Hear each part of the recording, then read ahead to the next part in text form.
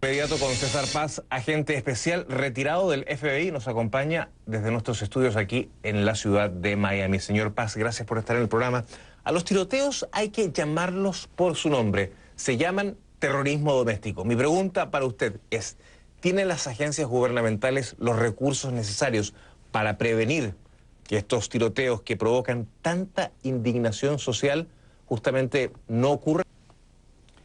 Bien, tenemos como gobierno muchas fuentes y muchos, digamos, recursos, no solamente de inteligencia, pero también fuentes electrónicas que pueden suplir cierto tipo de inteligencia para ayudar en investigaciones que las agencias de inteligencia conducen aquí en Estados Unidos. Sin embargo, una de las cosas que uno no tiene o no puede predecir con anticipación es cuando una persona va a hacer un ataque de este tipo. Los tiroteos, como los que ocurrieron justamente en este último fin de semana, lastimosamente no pueden ser calificados, tal vez por el pueblo, el público sí, pero legalmente no pueden ser calificados como terrorismo doméstico porque carecen de ciertos elementos del crimen que califican a X, Y o Z acciones como terrorismo doméstico. Son crímenes de odio, han sido puestos cargos oficiales que tienen que ver con homicidio, que son cargos estatales. Sin embargo, el gobierno federal tiene recursos que pueden ayudar a combatir esto. Lo que no podemos es predecir cuándo la persona o el atacante lo va a hacer. Claro, no se puede prevenir de alguna manera, pero ¿qué se requeriría para que esto suceda con menos frecuencia de lo habitual, no? Bueno, la participación del pueblo, la participación de la población es algo muy importante. Si nosotros tenemos a alguien, y siempre lo he dicho en entrevistas de este tipo, si conocemos de alguien o si conocemos de grupos de personas que tienen ideologías que son radicales o que han hecho algún tipo de amenaza, debemos consultar con alguien, debemos dejárselo saber a las autoridades. Tenemos problemas como sociedad. Por ejemplo, un empleador que sabe de un empleado que tiene problemas o que tiene ciertas ideologías o ha hecho cierto tipo de amenazas, tiene temor de compartir eso con futuros empleadores que llaman para preguntar sobre el empleado cuando está solicitando un nuevo trabajo. ¿Por qué? Porque tienen miedo de que haya algún tipo de pleito civil que se pueda usar en contra de ellos. Pero como sociedad, el frente social más el frente gubernamental deben unirse para combatir esto. Ahora, ¿el control de armas podría ser un filtro que disminuya este tipo de incidentes? No, te digo sinceramente, esta cuestión del control de armas es algo que, te doy el ejemplo más concreto. En el año 92, durante la época del presidente Clinton, por 10 años, si mal no recuerdo, se prohibieron las armas estas que se conocen como armas de asalto. Al cabo o al fin de estos 10 años, ¿qué fue lo que sucedió?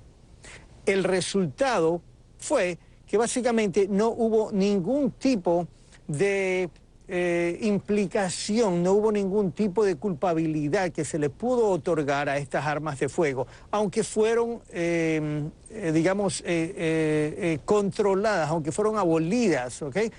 Fue un periodo que nos dio solamente un resultado negativo. Tratar de controlar estas armas de fuego no pienso yo que es lo idóneo para esta situación. Lo idóneo para esto es una de las cosas que me gustó que dijo el presidente Trump, y por cierto, yo no soy republicano, pero una de las cosas que dijo fue que tenemos que enfocarnos en el problema que Estados Unidos tiene hoy en día, que es la salud mental. Nadie ha dicho eso. No es que quiero jactarme, pero lo he dicho yo a través de los últimos 9 años después de haberme jubilado. Ese es uno de los comunes denominadores. Hay dos. Uno es el problema de salud mental y otro es el odio que las ideologías radicales tienen y siembran en las nuevas generaciones. Y precisamente ahí va.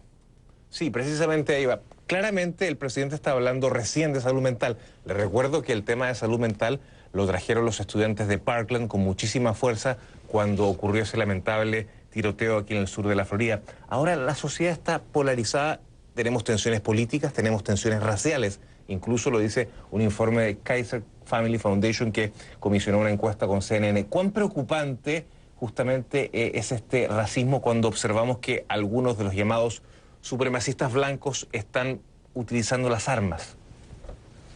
Mira, el problema de estos grupos es un problema que viene extendiéndose desde los inicios míos, cuando yo fui un novicio, un novato en el FBI. Estoy hablando de los años 80, a fines de los años 80.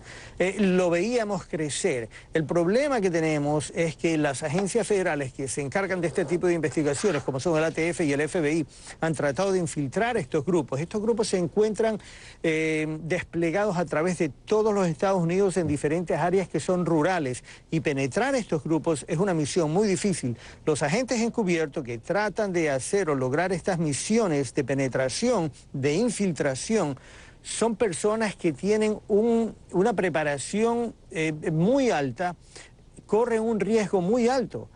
Estas personas han identificado quiénes son los, digamos, los entrenadores, aquellos que entrenan, aquellos que adoctrinan a las nuevas generaciones. Lamentablemente, estas nuevas generaciones tienen una mentalidad, una personalidad muy maleable, se dejan influenciar muy pronto y a muy temprana edad, y han crecido de esa manera, de modo que no tienen una visión completa. Digamos que son daltónicos, ¿okay?, cuando se refieren a los asuntos de raza o de etnicidad. Entonces, estos grupos que son difíciles de penetrar, estos grupos están desplegados por todos Estados Unidos y hacen estos tipos de ataques, a veces no directamente, pero dejan que sus seguidores tomen cartas en el asunto y ellos los efectivicen o los efectúen. No solo barbáricos, sino más bien diría yo, no solo daltónicos, digo barbáricos, quizás sea el mejor adjetivo. Gracias a César Paz, agente especial retirado del FBI, nos acompañaba desde la ciudad de Miami. Y cuando regresemos a CNN Dinero, las alarmas suenan en el equipo económico.